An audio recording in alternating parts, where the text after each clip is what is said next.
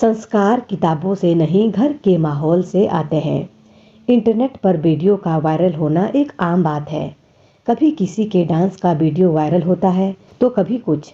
लेकिन हाल ही में एक ऐसा वीडियो इंटरनेट पर चला जिसमें पति अपनी पत्नी को फोन से कुछ रिकॉर्डिंग करते करते ही मारने लगा। वजह चाहे कुछ भी हो, लेकिन इस तरह से हाथ उठाना कब तक चलेगा? यह सच में सोचने की बात है। हमारे समाज के लिए इसे बड़ी शर्मिंदगी कुछ नहीं हो सकती। हम भले ही चांद सितारों पर पहुंच जाए, लेकिन हमारे समाज की कुछ बेसिक समस्याएं हैं। उनका तो लगता है कि कोई अंत ही नहीं होगा। भारतीय महिलाएं जब केवल घर के कामों तक ही सीमित थी, आर्थिक रूप से वो घर के पुरुषों पर निर्भर थी, वो तब भी शारीरिक प्रताड़ना को सह रही थी। लेकिन अब भी बहुत कुछ स्थितियां बदली नहीं है। इंटरनेट पर जो वीडियो वायरल हुआ है, उस घटना को देखिए तो बहुत छोटी सी गलती थी उस लड़की की। बर्थडे केक कटने वाला था, बस उसने थोड़ा जल्दी मोमबत्ती को बुझा दिया। यह उस लड़की का इतना बड़ा गुनाह बन गया कि हस्बैंड आया और उसे मारने लगा। पास में छोटा बच्चा भी था। बच्चे ने भी पिता की देखा देखी माँ को मारना शुरू कर दिया। सोचिए कि एक बड़े शहर में रहने वाले लोगों के संस्कार का स्तर क्या है। हम कुछ बातों का ध्यान रखें और कोशिश करें तो शायद बदलाव आ सकता है। नंबर 1, भाषा का स्तर। ऐसा नहीं होता कि हमारी जिंदगी कोई फिल्मी है जहाँ कोई नायक नायिका है। पति पत्नी के बीच में किसी भी बात को लेकर मतभेद होना स्वाभाविक है। सभी के विचार अलग अलग होते हैं। हाँ, लेकिन कोशिश करें कि जब भी कोई डिस्कशन हो, उसमें भाषा का स्तर और आवाज के बीच में संतुलन रहे। अगर आप अपनी आवाज पर नियंत्रण कर पाए तो जान लीजिए कि आप अपने जीवन में बहुत कुछ नियंत्रित कर सकते हैं। याद रखिए कि गुस्सा सभी को आता है, लेकिन उसे काबू में करना हर एक को नहीं आता। नंबर 2, बच्चे देख रहे हैं। आजकल के हम लोगों के साथ सबसे बड़ी समस्या ये है कि हम सुनना नहीं चाहते। हम में धैर्य की कमी है। अगर हमारे साथ किसी का कोई डिस्कशन हुआ है तो हमारी पहली कोशिश सामने वाले पर हावी हो जाने की होती है। अपनी बातों को अहम का मुद्दा ना बनाए, दूसरे की भी सुने। इस बात को भी समझे कि आप जो भी कर रहे हैं उसे बच्चे देख रहे हैं।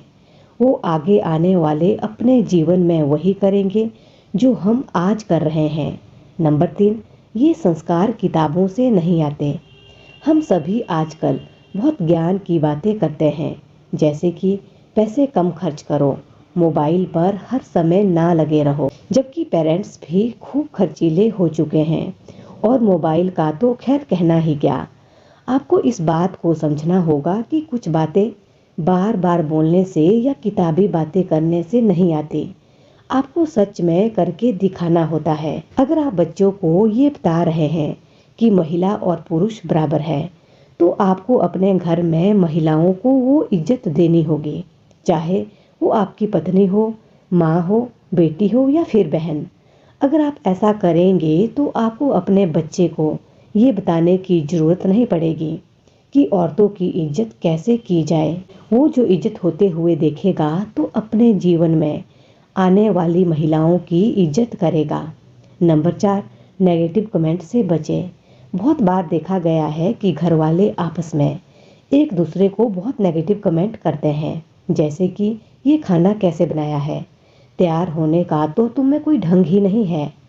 हो सकता है कि आपको ये बात पढ़कर लगे कि बहुत छोटी सी बात है, लेकिन नहीं, बदतमीजी करने की जमीन तो इन बातों से ही तैयार होती है। जो मुंह में आए वो मत बोलिए, सोचिए, तोलिए और फिर बोलिए। ये बात सिर्फ पुरुष नहीं, महिलाओं पर भी लागू होती है। नंबर 5, एक थप्पड़ ही तो है। अभी कुछ समय पहले एक मूवी आई थी थप्पड़। आदमी जब पहली गलती करे उस समय उसे टोके, एक थप्पड़ ही तो मारा है। सोचकर आप चुप होगी तो जान लीजिए कि ये रोज की बात बनने में बहुत देर नहीं लगेगी। एक थप्पड़ पड़ने पर अगर आप नहीं टोकेगी तो बस वही होता रहेगा जो हमारे समाज में होता आ रहा है। अगर आप किसी को इज्जत देती है तो आपको भी इज्जत से रहने का अधिकार है, ताकि कभी कोई ये ना कह पाए कि गुस्से में हो गया था, रोज थोड़ी होता है। नंबर 6, एक दूसरे से माफी मांगे। अगर आपको लगता है कि आप गुस्से के तेज हैं, तो सॉरी कहना शुरू करें।